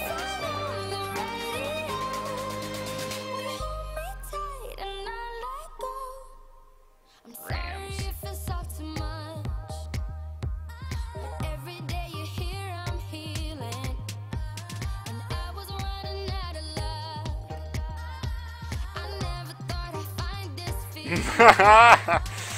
When you have no spotter, the weights are too heavy. My time has come.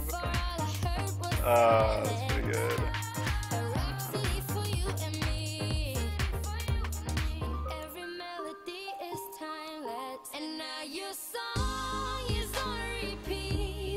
When you go to a Super Bowl party just for the food, people start talking to you about football. Yeah. Dude, who the fuck actually cares about football? Shit.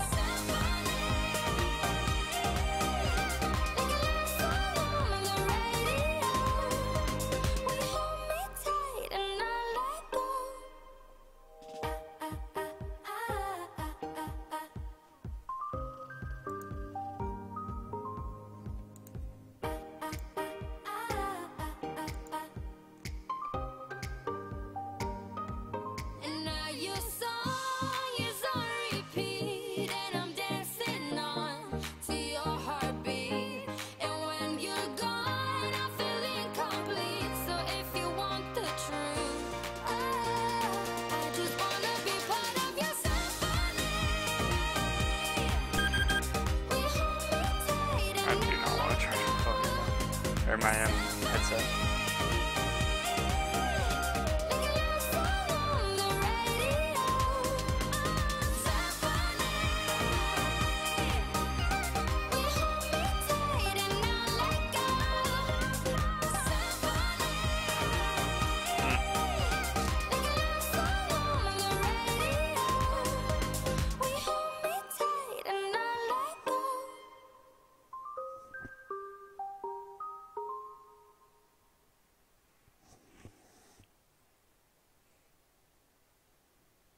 I know that we are upside down, so hold your tongue and hear me out. I know that we were made to break, so what? I don't mind. You cue the lights, I'll draw the blinds. Don't Fuck, man.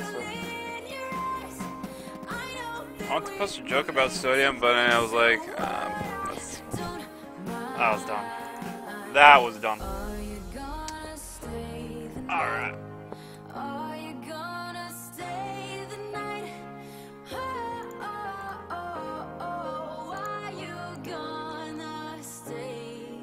Dude, this is such a cool hotel room.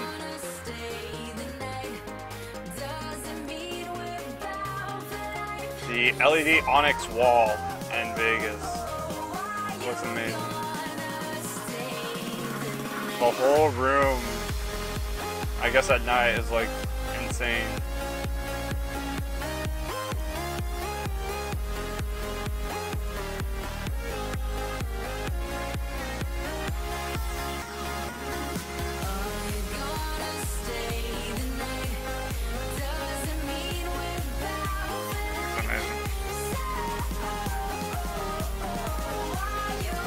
Probably won't be able to afford it, but hey. I should probably implement a way so you guys can see what I'm saying. Okay, let's like delete all this other stuff I'm using. Oh, it's probably monitor capture. Here. If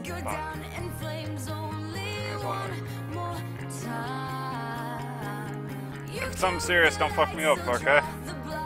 It's probably just gonna be my OBS. Okay. Oh, it's got some transparency. Look at that shit. That's some high quality fucking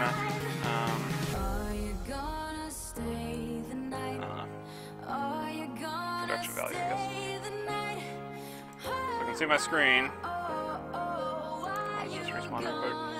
So I was looking at this hotel. It looks sick.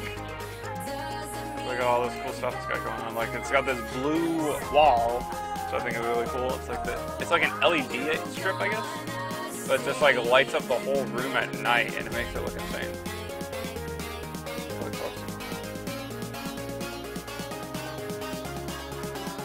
Palm Springs is a great hotel for a new experienced visitor experienced visitor in Las Vegas. We just announced away from the strip We are just moments away from the Strip and Palms Casino, and everything has everything the Strip has. We spent months renovating this unit, and we feature this amazing onyx wall with LED lights behind it. We did the same effect with the bar and the areas around it. It makes the unit pop. And all of our guests love it. There are full access to everything else you need except for the Palms as well. A great pool and exercise room. You won't go wrong with staying at the Palms place. That feels like a pretty genuine review. It looks amazing. What else we got going on here? Let's just look at rooms. Fuck it. That room looks pretty fucking insane.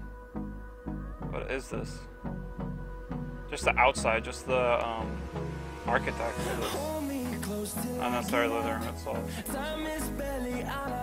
Doesn't look like anything exotic, but it does look fancy. Oh my god, this looks fucking nice actually.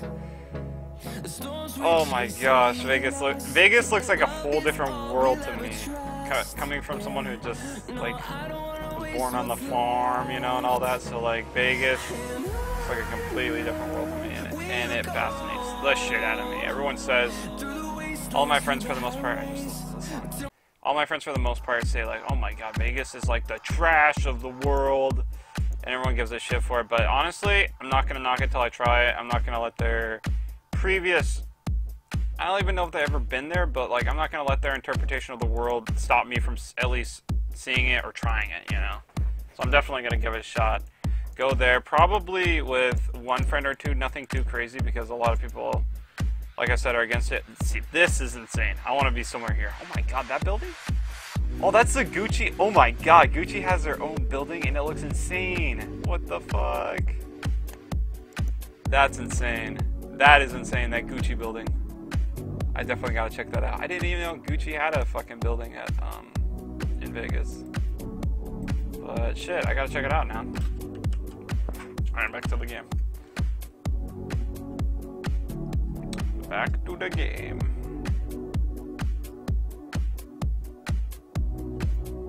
Oh, shoot.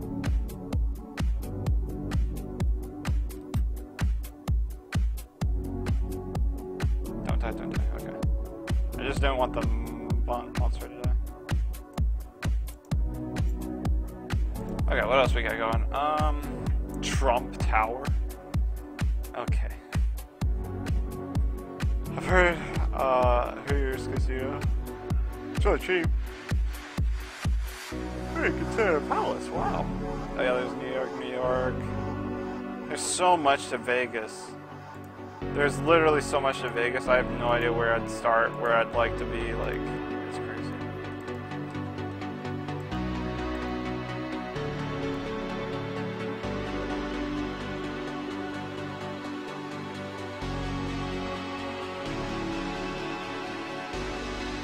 Oh shit, it might die here. It died. RIP. My me superb died. Alright, let's check what else we got here. Oh, the Stratosphere. That's very cool. Let's look that up real quick.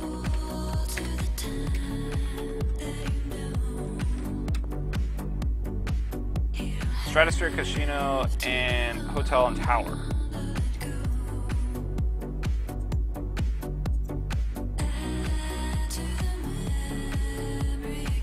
So, okay, this looks insane, by the way. I don't know who the hell would do that. I don't think I would do that. What the hell? You're just like hanging, and you're just looking down. That is terrifying. Oh my god, that's crazy. Dude, taking a helicopter trip around Vegas? That'd be fun. Everything in Vegas sounds fun to me. Yeah, there's all sorts of rides and stuff on it.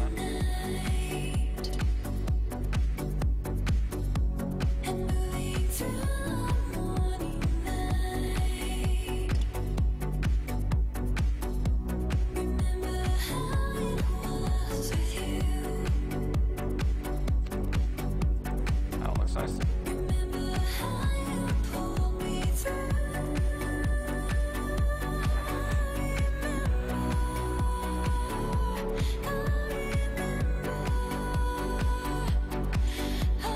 Mirage. Oh my god, that pool looks amazing.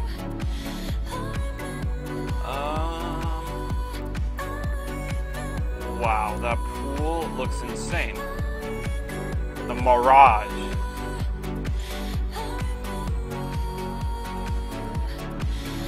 Does the water just look that natural where it's like it looks like crispy? It looks insane. It looks fake almost. Oh my god, that front desk looks amazing. Is it actual fish? What? That's insane.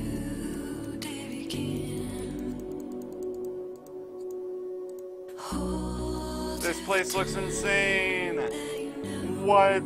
Like, look at this. Like, no way this is real. This is too good to be true. There's no way. Dude, this looks insane. Dude, I have to look at more videos of this place. This place looks like the place to be. What the fuck? There's like personal like hot tubs. What the hell?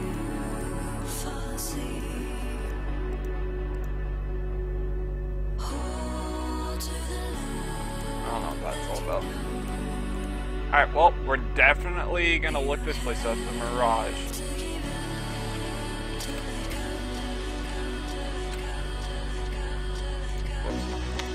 Vegas, yeah. Vegas pool, yeah. Okay, let's look. Okay, so there's a few palm trees. Yeah, dude, it looks that nice. Holy crap, dude, I want to go there.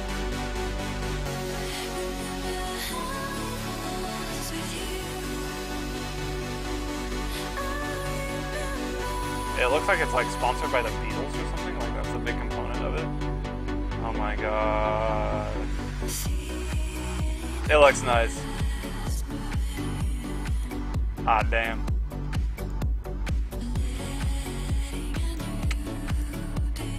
Well, let's look at a price. If we were to assume the price of this hotel, what would I assume in that? Well, it has an amazing pool. The rooms are alright. It is in Vegas, so depending on when you go. I think if you go in the midst, like summer or spring break, $300 easily. If I were to go now, probably around $100. I think those are my safe bets.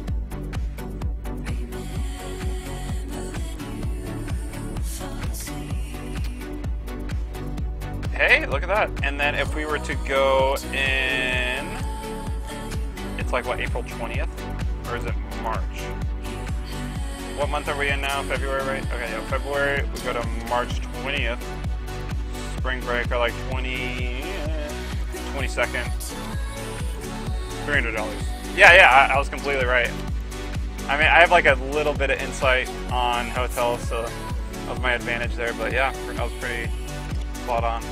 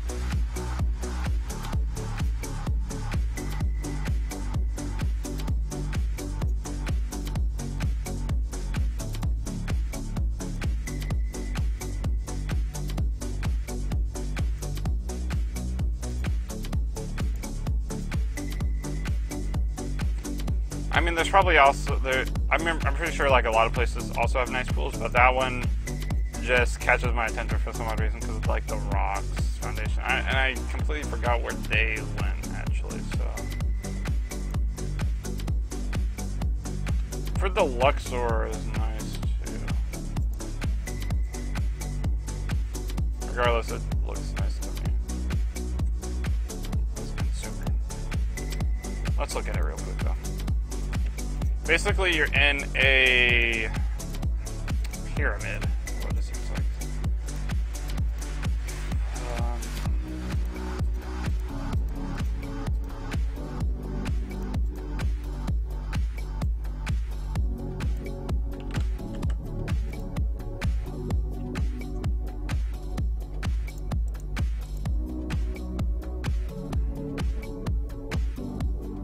Lancer's like sitting around like $200. I'm not sure why.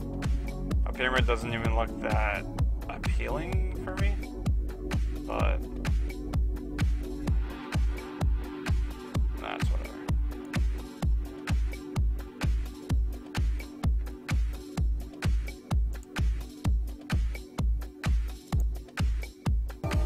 Let's take a tour.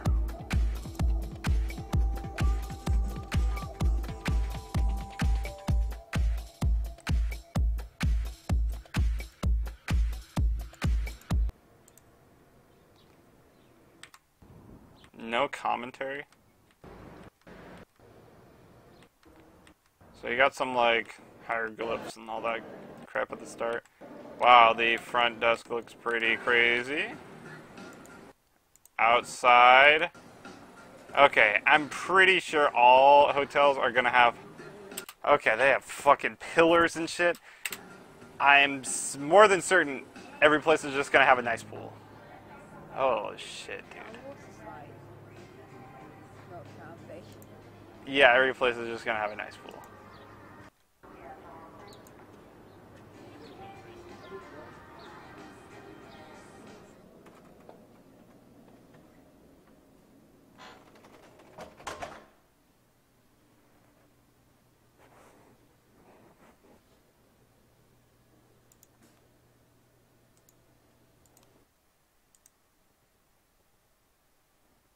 What's Ben doing? Here, Wolfie. I think he might be running around trying to get your skills up. Not the best place to get your skills up. Yeah, another is the zombies over at Camp Crunk. There's another one.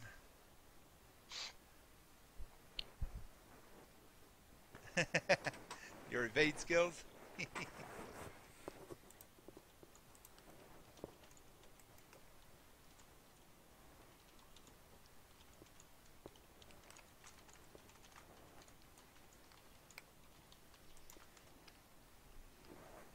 Alright, I think I'm actually gonna hop off here. Nothing too much going on. Wait, I'm just letting him know. text. The secret's going to be out soon, and Camp Crunk's going to fade away.